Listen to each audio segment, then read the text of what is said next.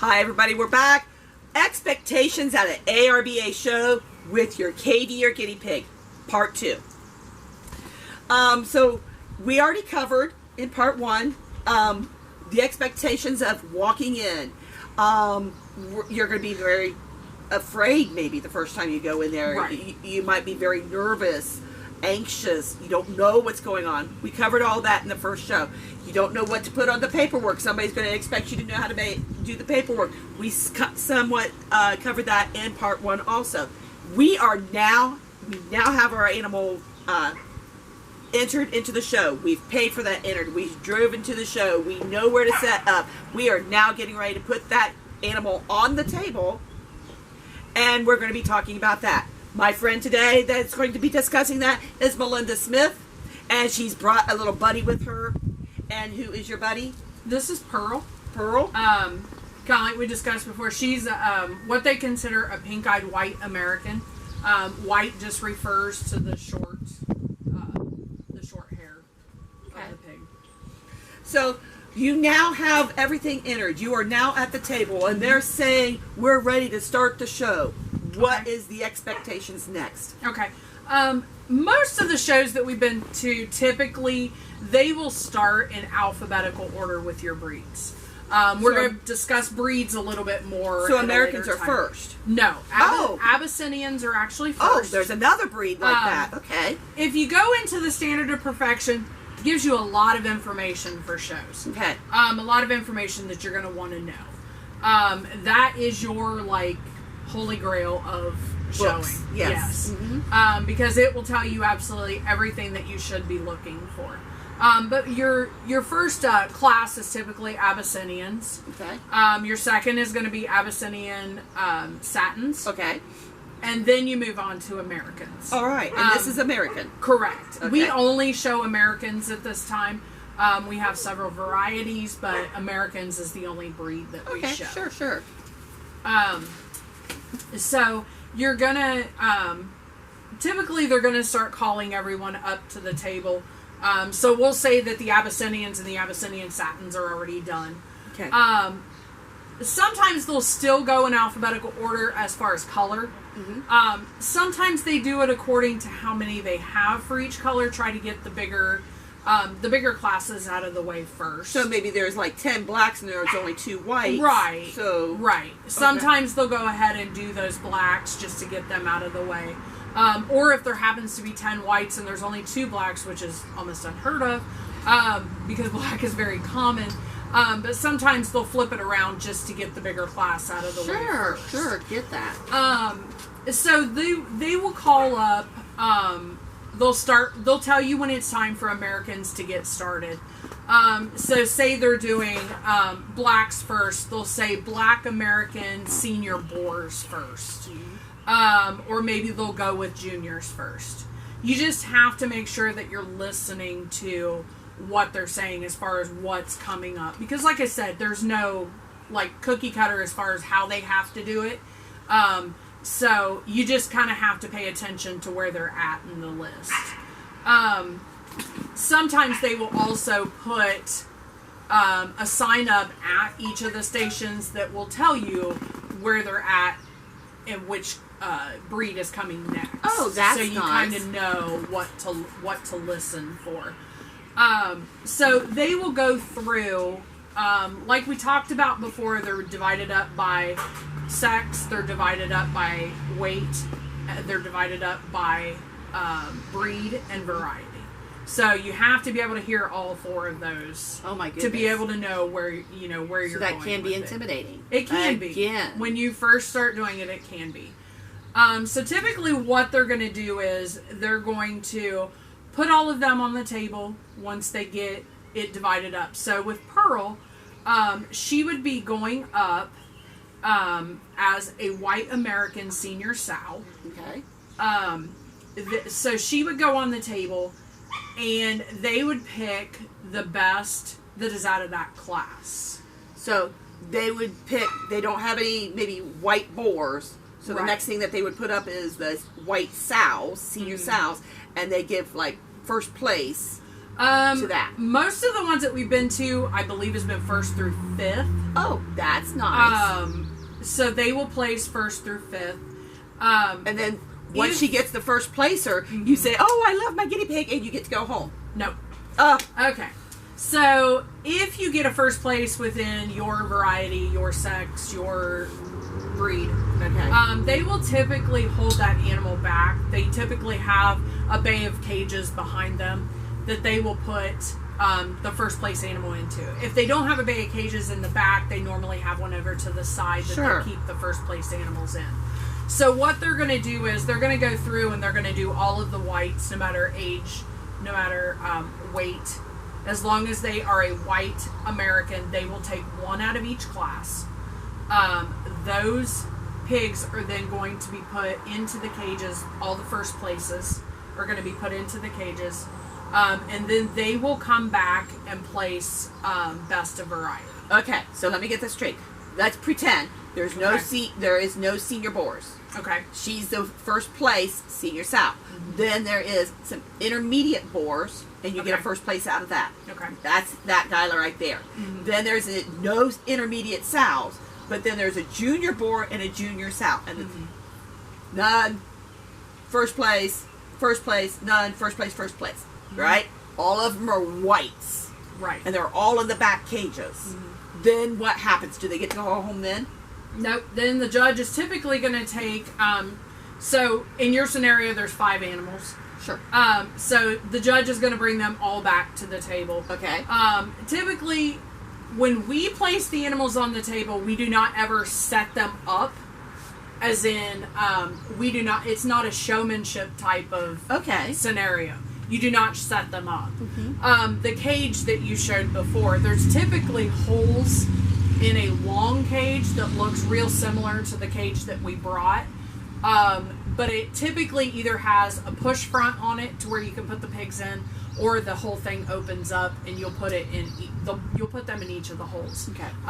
The judges are very hands-on in a KV show. They will pull the animals out. They will touch those animals from nose to rump. Oh, okay. To try to find out which one is the best. They don't just look at them. I thought they just put them on the table and said, "Oh, aren't you cute?" and they picked it. No.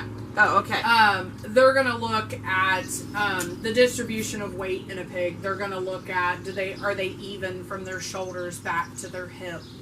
They're going to look at the way their ears are. They're going to look at their eyes, their face. They're going to look at all of that to finally choose which pig that they're putting in first place. I think she's falling asleep. She is falling asleep. So once you get those 5 that all had first place, then they're going to come back and choose best in variety, which is going to be the first place white American, no matter what their age or anything is.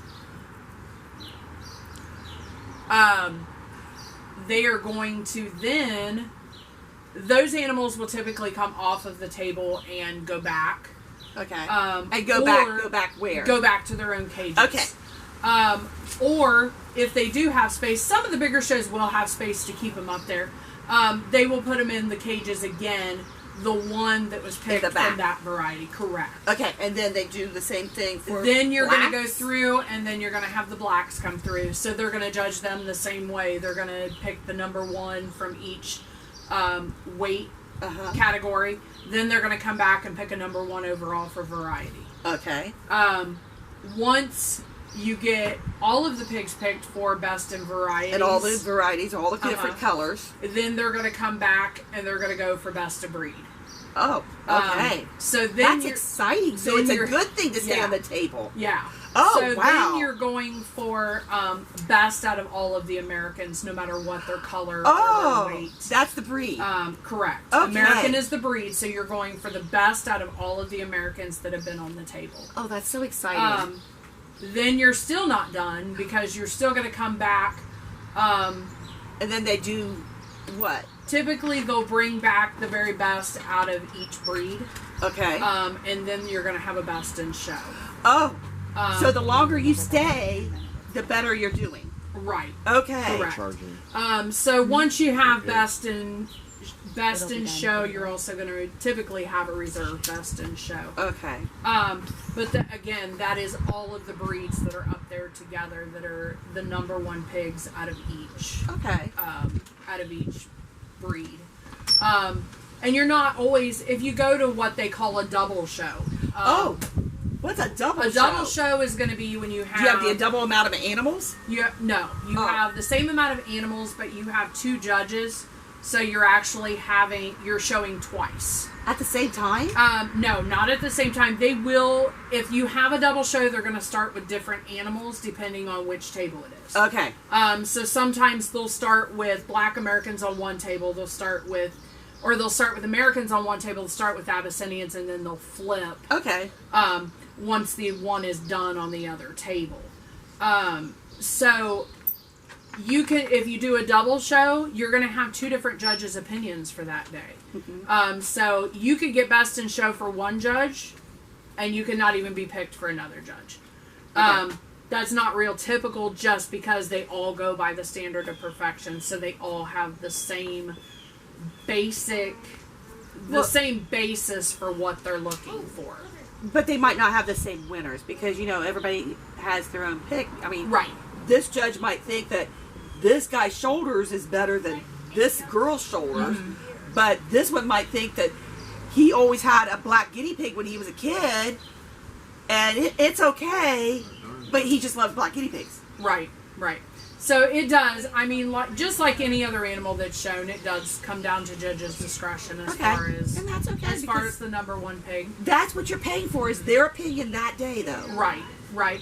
And there's a lot of times, everybody strives to get that best in show, but it's nice to be able to take animals that you have bred at home yourself and to have a judge tell you, you're doing really good. Just keep up what you're doing. Keep breeding in those good genetics, and really building them up. But if you couldn't show, would you still have guinea pigs? Yeah. Oh, yeah. Because they're just cute little boogers, aren't they? Yeah. They're, it's an animal that pretty much anybody can have. But don't get me wrong, they can be a lot of work. You have to, as we've talked about in nutrition before, they are vitamin C deficient, so you have to make sure they have a very balanced diet. Sure. They do have to have enough room to be able to run around. You have to be able to keep them active, because if you don't, they will get to a point where they're not healthy because they're overweight. So they're not, even though, yes, they are easy compared to maybe a dog that you don't have to take outside, or something like that. But you do need to know, the basics with them, the nutrition and stuff like that. Another thing you have to take into consideration, you have to have a vet that will accept exotic animals. Because a lot of regular vets will not accept them. So they're considered exotic? They are considered an exotic Wow, pet. And I thought a snake was exotic. Yeah, they are considered an exotic pet, so you do have some vets who will refuse to see them. Is there any other expectations for showing? Once you kind of get to that part, once you get to that best in show, that's kind of where your day ends. Okay. I'm not saying we all leave at that point, because usually people sit around and talk for a while. Never. You may still have found a pig that you want that day, that you go and talk to somebody about purchasing their pig. So you can purchase pigs at the show? You can. Typically, there's quite a few breeders that will actually bring any of the pigs that they're not keeping for their own breeding program. And you can pick up very good pigs there. It may just be that... typically, litters tend to have more boars than sows. Mm-hmm. So people are boar heavy, meaning they have a lot more boars than what they do sows. So a lot of times, if you're wanting a boar, that's definitely a place to pick them up. Okay. Or if you just want a pet to hang around and watch TV or play video games. Right. Correct. Okay. So, do you have any other suggestions for the expectations of shows? Not really. My biggest thing is it's something you just kind of have to get involved in. If you're wanting to get involved in it, you just have to go in and start getting your feet wet. And it's intimidating at first, but then you get kind of over that if you find the right person. You know, the first show that we ever went to, we walked in, we had no idea what we were doing. They had only been shown at fair before that, and it's a very different atmosphere. But you know, like any other animal that you show, you're going to have the people that don't really want to help you. But there are way more people that do want to help you than what there are that doesn't. And if you find somebody that doesn't want to help you, or they sound rude or mean, just say thank you and move on. So I think we're good on expectations on a show. Do you have anything else that you want to add today? Nope, I think that's it. Well, thank you very much for coming, and I appreciate all your help. We'll see you again on the next time that we have a video. Have a good day. Bye-bye.